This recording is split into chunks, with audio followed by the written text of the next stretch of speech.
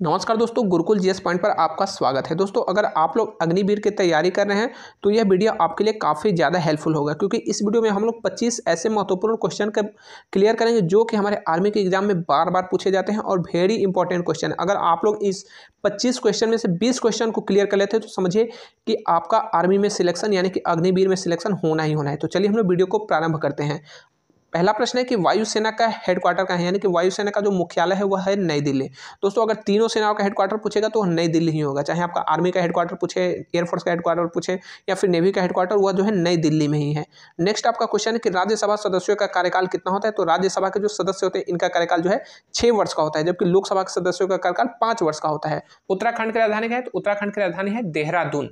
भारत में कुल जिलों की संख्या कितनी है, तो भारत में कुल जिलों की संख्या जो है 771 है। दोस्तों, ये वेरी इंपॉर्टेंट क्वेश्चन है, क्योंकि मैं देख रहा हूँ कि आर्मी का एग्जाम हो, फिर रेलवे का एग्जाम हो या फिर एसएससी का एग्जाम हो, सब में यह क्वेश्चन जरूर से जरूर पूछ रहा है। तो भारत में कुल जिलों की संख्या कितनी है, 771। बिल्कुल ये एक्यूरेट संख्या है, मैंने भी इसमें जो है काउंट किया तो 771 आता है। कहीं कहीं पे आपको जो है 773 भी जो है यह ऑप्शन में दे सकता है, लेकिन यह जो है सही नहीं है, क्योंकि जो POK है, पाक ऑक्युपाइड कश्मीर, वहां पे जो है भारत सरकार ने 2 अस्थायी जिलों का जो है निर्माण किया है, लेकिन वहां पे कोई प्रशासनिक स्ट्रक्चर नहीं है, तो इसलिए उसको जो है हम लोग उसको जिले में काउंट नहीं करते हैं। तो भारत में 771 जो है जिलों की संख्या है। नेक्स्ट आपका क्वेश्चन है कि विश्व में कुल कितने महाद्वीप है, तो विश्व में कुल महाद्वीप की संख्या 7 है। नया वित्त वर्ष कब से प्रारंभ होता है, तो नया वित्त वर्ष जो है भारत में 1 अप्रैल से प्राप्त होता है। भारत पुत्र की उपाधि किसे प्राप्त है, तो दोस्तों भारत पुत्र की उपाधि जो है वह राजीव दीक्षित को प्राप्त है। दोस्तों, राजीव दीक्षित बहुत ही महान व्यक्तित्व के धनी थे। इनका जो है आप अगर यूट्यूब पे लेक्चर सुनेंगे, अगर इनका व्याख्यान सुनेंगे, तो इनके हर एक शब्द में जो है देश प्रेम झलकता है। जी हाँ दोस्तों, मैं जहाँ तक मानता हूँ कि भारत का सबसे अच्छा जो देश प्रेमी व्यक्ति मैं राजीव दीक्षित जी को ही मानता हूँ, क्योंकि इनका सपना था कि भारत को फिर से विश्व गुरु बनाया जाए, और अगर ये जो है इनका हत्या नहीं हुआ तो वाकई में आज जो है भारत की स्थिति बहुत ही बेहतरीन होती। अगला प्रश्न है कि 1 GB में कुल कितने MB होते हैं, तो 1 GB में कुल MB की संख्या 1024 होती है। दोस्तों, यह आपका जो है कंप्यूटर साइंस से क्वेश्चन जुड़ा हुआ है। जो कंप्यूटर साइंस से क्वेश्चन जुड़ा है, तो यह जैसे कि जो होता है ना, 1 किलोग्राम में कितना ग्राम होता है, तो 1 किलोग्राम में कितना ग्राम होता है, तो 1000 ग्राम होता है। ठीक उसी तरह से तो उसमें जो है ग्राम जो है छोटा इकाई हो गई, और किलो जो है बड़ा इकाई हो गया। इसी तरह से GB जो है बड़ी इकाई है, जबकि MB छोटी इकाई है। हम लोग को मोबाइल में 1 GB डेटा मिलता है, तो 1 GB डेटा का मतलब कि 1024 MB डेटा होता है। नेक्स्ट आपका क्वेश्चन है कि INS का फुल फॉर्म क्या होता है, तो दोस्तों ये भी वेरी इंपॉर्टेंट क्वेश्चन है, क्योंकि INS जो है आप लोग जो भी नेवी की जो शिप होती है उसमें INS Vikrant, INS Vikramaditya, INS Godavari, ये जो है INS आगे लिखा रहता है। तो ये जो है आपका डिफेंस से जुड़ा हुआ क्वेश्चन है, तो यह पूछ सकता है आपके क्वेश्चन में। तो INS का फुल फॉर्म होता है Indian navy ship. Indian navy ship, INS का मतलब कि कोई जो है समझ जाएगा कि यह इंडियन नेवी की शिप है। नेक्स्ट आपका क्वेश्चन है कि पिंक सिटी किस शहर को कहा जाता है, तो पिंक सिटी जो है जयपुर को कहा जाता है।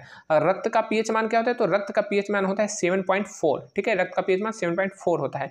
चिनूक हेलीकॉप्टर किस देश द्वारा निर्मित किया जाता है, तो चिनूक हेलीकॉप्टर जो है अमेरिका देश द्वारा निर्मित किया जाता है। इससे जो है भारत जो है अमेरिका से इंपोर्ट कर रहा है चिनूक हेलीकॉप्टर, जो कि काफ़ी जो है मल्टीपर्पज हेलीकॉप्टर है। इसको जो है हर मौसम में जो है उड़ाया जा सकता है और काफ़ी बेहतरीन हेलीकॉप्टर है। लेकिन जो है भारत सरकार को चाहिए कि अपने देश में ही हर हेलीकॉप्टर को जो है अपने देश में ही बनाना चाहिए। जितने भी फाइटर प्लेन है विदेश से मंगाना चाहिए, लेकिन उसको जो है उसका जो है रिवर्स इंजीनियरिंग करके जो है अपने देश में ही निर्माण करना चाहिए, क्योंकि इसमें जो सेंसर लगे होते हैं, जो इसमें जो है रडार वगैरह लगे रहते हैं, यह चाहे तो जो इसमें हर चीज़ जो है आजकल जो है डिजिटल हो गया, हर चीज़ जो है मान के चलिए जो कंप्यूटर से जुड़ा हुआ है, तो इसको कहीं पर भी हैक किया जा सकता है और कहीं पर इसका जो है मिसयूज भी किया जा सकता है। तो भारत सरकार को जो है स्वनिर्मित जो है हेलीकॉप्टर बनाना चाहिए और फाइटर प्लेन भी बनाने चाहिए। गांव की कार्यपालिका क्या कहलाती है, तो जो गांव की कार्यपालिका होती है उसको हम लोग ग्राम पंचायत कहते हैं। दोस्तों, जो ग्राम पंचायत है वो अलग है, जबकि ग्राम सभा अलग है। तो ग्राम सभा को गांव की विधायिका कहा जाता है, जबकि ग्राम पंचायत को गांव की कार्यपालिका कहा जाता है। वायुसेना का आदर्श वाक्य क्या है, तो दोस्तों वायुसेना का जो आदर्श वाक्य है यह जो है नभः स्पर्श दीप्तम, नभः स्पर्श दीप्तम। ठीक है, ये जो है सेनाओं के आदर्श वाक्य हमारे चैनल पे उपलब्ध वीडियो है, आप लोग इसको देख लीजिएगा, क्योंकि 1 नंबर का क्वेश्चन पूछता है कि सेनाओं के आदर्श वाक्य क्या है, तो आर्मी का, नेवी का, BSF का, SSB का, ITBP का, NSG का। तो इस तरह से आप अगर याद करे रहेंगे पहले से, तो जो है आपका क्वेश्चन 1 नंबर का नहीं पूछेगा। तो एयरफोर्स का आदर्श वाक्य है नभः स्पर्श दीप्तम। बिच्छू के डंक में कौन सा अम्ल होता है, तो बिच्छू के डंक में जो है फार्मिक अम्ल होता है, चाहे बिच्छू का डंक हो या फिर जो है बर्रे का डंक हो या फिर चींटी का डंक हो, तो इसमें जो है फार्मिक अम्ल होता है और इसी वजह से जो है वहाँ पे सूजन हो जाता है। नेक्स्ट आपका क्वेश्चन है कि दुबई नामक शहर किस शहर में है? तो जो दुबई नामक शहर है वह यूएई में है। दोस्तों बहुत से लोग जानते हैं कि दुबई अलग देश है। भाई दुबई अलग देश नहीं, ये जो है एक सिटी है। जिस तरह से इंडिया में मुंबई है, कोलकाता है, दिल्ली है, हैदराबाद है, ठीक उसी तरह से दुबई भी जो है यूनाइटेड अरब अमीरात यानी कि यूएई का एक सिटी है। तो दुबई नामक शहर कहाँ पे है? तो ये यूएई में है। थल सेना का पूर्वी कमान कहाँ है? तो दोस्तों थल सेना यानी कि आर्मी का जो ईस्ट कमांड है यह जो है कोलकाता में है।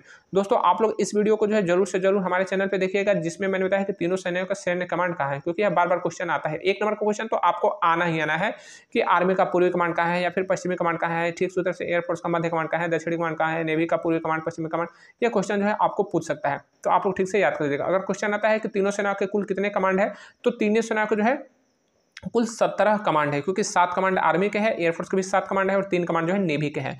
तो 7 + 7 + 3 जो है 17 कमांड होगा। ये क्वेश्चन भी आप लोग ठीक से याद कर लीजिएगा। नेक्स्ट आपका क्वेश्चन है कि भारतीय जल सेना के कमांडो को क्या कहते हैं? तो दोस्तों जो भारतीय जल सेना यानी कि जो नेवी के कमांडो है उनको जो है मार्कोस कहते हैं। ठीक है, ये क्वेश्चन भी वेरी इंपॉर्टेंट है। तो मार्कोस कमांडो जो है बहुत ही बेहतरीन कमांडो होते हैं। समझिए कि जिस तरह से एनएसजी के कमांडो होते हैं ठीक उसी तरह से मार्कोस कमांडो भी होते हैं और यह जो है बहुत ही बेहतरीन कमांडो होते हैं। जिस तरह से वायुसेना का गरुण कमांडो होते हैं और एयर जो आर्मी होते हैं उनका जो पैरा कमांडो है जिसको स्पेशल कमांडो भी बोला जाता है, तो ये भी जो है नेवी के कमांडो होते हैं। इनका जो है समुद्र में जब कोई जो शिप होता है जिसको जो है समुद्री लुटेरे जो होते हैं अगर उसको हाईजैक कर लेते हैं तो यह जो है वहाँ पर अपना जो है मार्कोस कमांडो भेजे जाते हैं और बहुत ही बेहतरीन तरीके से उनको जो है वह लोग रेस्क्यू कर लेते हैं। तो भारतीय जल सेना के कमांडो को मार्कोस कमांडो कहा जाता है। नेक्स्ट आपका क्वेश्चन है कि राज्य का सबसे बड़ा पुलिस अधिकारी कौन होता है? तो जो राज्य का सबसे बड़ा पुलिस अधिकारी होता है उसको हम लोग डीजीपी कहते हैं। ठीक है, DGP director general of police. Next आपका क्वेश्चन है कि ग्राम स्वराज के लेखक कौन है? तो ग्राम स्वराज के लेखक जो है महात्मा गांधी जी हैं। नेक्स्ट आपका क्वेश्चन है कि हिंदी कैलेंडर का प्रथम महीना कौन सा होता है? तो हिंदी कैलेंडर का प्रथम महीना जो है चैत्र महीना होता है। ठीक है, चैत्र महीना जो हिंदी कैलेंडर का प्रथम महीना होता है। जिस तरह से अंग्रेजी कैलेंडर में 12 महीने होते हैं ठीक उसी तरह से हिंदी कैलेंडर में भी 12 महीने होते हैं, लेकिन लोगों को जो है याद नहीं है क्योंकि यहाँ पे जो है हमारे देश पे अंग्रेजों ने बहुत शासन किया है, तो इस वजह से सब कुछ अंग्रेजी हो गया है। भले ही हम लोग जो है अंग्रेजों से आजाद हो गए, लेकिन आज भी अंग्रेजी का बोला बाला है। अंग्रेजों ने जो यहाँ पे अपनी व्यवस्था छोड़ी है, तो यही कारण है कि हम लोग हिंदी को भूल रहे हैं और अंग्रेजी के पीछे भाग रहे हैं। तो हिंदी कैलेंडर में भी 12 महीने होते हैं, जैसे चैत्र, वैशाख, ज्येष्ठ, आषाढ़, सावन, भादो, उसी तरह से 12 महीने होते हैं। तो प्रथम महीना चैत्र होता है और अंतिम महीना फाल्गुन होता है। भारत का प्रथम नागरिक किसे कहते हैं? तो भारत का प्रथम नागरिक जो है भारत का राष्ट्रपति होगा। अगर गांव का प्रथम नागरिक पूछेगा तो वह जो है ग्राम प्रधान कहलाएगा, या फिर उसको बिहार में मुखिया कहा जाएगा, मध्य प्रदेश में उसको सरपंच कहा जाता है। तो मुखिया, सरपंच और ग्राम प्रधान दोनों जो है केवल नाम का हेरफेर है, बाकी पद बराबर है। भारत की एकमात्र वैदिक घड़ी कहाँ है? तो भारत की जो एकमात्र वैदिक घड़ी है वह जो है उज्जैन में है। ठीक है, जो मध्य प्रदेश का उज्जैन नामक जो जगह है, जो जिला है, जो सिटी है, वहीं पे जो है भारत की एकमात्र वैदिक घड़ी है। यह बहुत ही जो है समझिए कि जो भारत का जो पहले जो भारत में जो खगोल विज्ञान था तो उस समय का यह जो है वैदिक घड़ी है। नेक्स्ट आपका क्वेश्चन है कि आस्तिक बनिए अंधविश्वासी नहीं है, किसका कथन है? तो दोस्तों यह जो है आर्य समाज के संस्थापक दयानंद सरस्वती जी का कथन है और बहुत ही बेहतरीन कथन है। आस्तिक बनिए लेकिन अंधविश्वासी नहीं, यानी कि आप ईश्वर में विश्वास कीजिए लेकिन अंधविश्वास मत कीजिए कि आपको कोई कह दे कि वह व्यक्ति जो है उड़ने लगा तो आप ये मत सोचिए कि वह व्यक्ति उड़ जाएगा। भाई पंछी को छोड़कर इंसान कहीं उड़ा नहीं है, तो आप अंधविश्वासी मत बनिए। लेकिन आज के समय में बहुत ज़्यादा लोग अंधविश्वासी बने हैं, जैसे जो लोग कह दे रहे हैं उसी के पीछे भाग रहे हैं। नेक्स्ट आपका क्वेश्चन है कि मतदाता बनने की न्यूनतम उम्र क्या है? तो जो दोस्तों हमारे देश में जो वोटर बनने की न्यूनतम उम्र है वह 18 वर्ष है। दोस्तों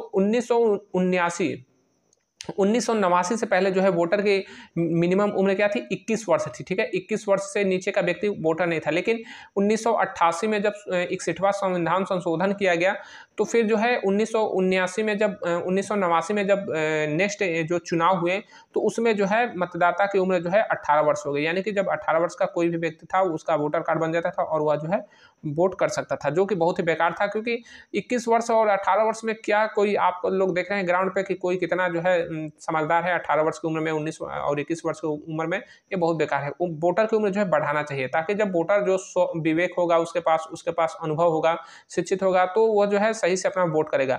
बाकी जो पार्टी के नेता है वो तो चाहते हैं कि 15 वर्ष पे ही लोग वोटर बन जाए ताकि उनको जो है कुछ पैसा रुपया दे के जो है उनको गुमराह कर दिया जाए। तो यह बहुत ही बेकार स्थिति है। 18 वर्ष से ऊपर होना चाहिए, कम से कम 25 वर्ष वोटर की होना चाहिए। धरती पर खींची जाने वाली सबसे लंबी रेखा का क्या नाम है? तो धरती पर खींची जाने वाली सबसे लंबी रेखा का नाम है विषुवत रेखा। थल सेना दिवस कब मनाया जाता है? तो दोस्तों आर्मी डे मनाया जाता है 15 जनवरी को। जल सेना दिवस कब मनाया जाता है? तो जो है 4 दिसंबर को, जबकि वायुसेना दिवस जो है 8 अक्टूबर को मनाया जाता है। ठीक है, तो आप लोग ठीक से याद कर लीजिएगा।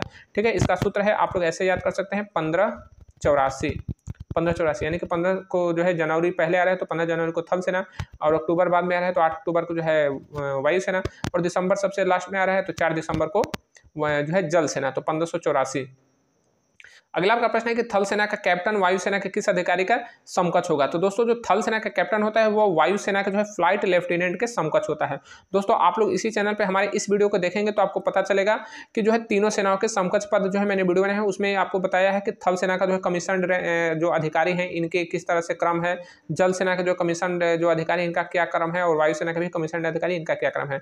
जैसे होता है ना कि जो आर्मी है वो सबसे बड़ा जो अधिकारी कौन होगा? तो जनरल होगा। एयरफोर्स का सबसे बड़ा अधिकारी एयर चीफ मार्शल होगा, एडमिरल होगा नेवी का। ठीक उसी तरह से नीचे से भी होता है कि जो मेजर होता है या फिर कैप्टन होता है, फिर लेफ्टिनेंट। तो लेफ्टिनेंट से स्टार्ट होता है आर्मी में, और लेफ्टिनेंट से ऊपर जो है वह कैप्टन होता है, उसके बाद मेजर होता है। तो ठीक उसी तरह से एयरफोर्स में भी जो है आपका ये फ्लाइंग ऑफिसर होता है, उसके बाद जो है फ्लाइट लेफ्टिनेंट होता है। ठीक उसी तरह से नेवी में भी होता है। ठीक है, तो आप लोग हमारे इस वीडियो को देखेंगे इसी चैनल पर तो आपको सही से जानकारी मिल जाएगी और आपका 1 नंबर का क्वेश्चन नहीं फंसेगा, क्योंकि 1 नंबर का क्वेश्चन ये तो पूछता ही है। मैंने भी कई एग्जाम दिए तो उसमें जो है ये क्वेश्चन बार बार आता है कि थल सेना का कैप्टन वायुसेना के किस अधिकारी का समकक्ष होगा, या फिर थल सेना का जो जनरल है वह एयरफोर्स के किस अधिकारी का समकक्ष होगा। तो आप लोग ठीक से इसको याद कर लीजिएगा।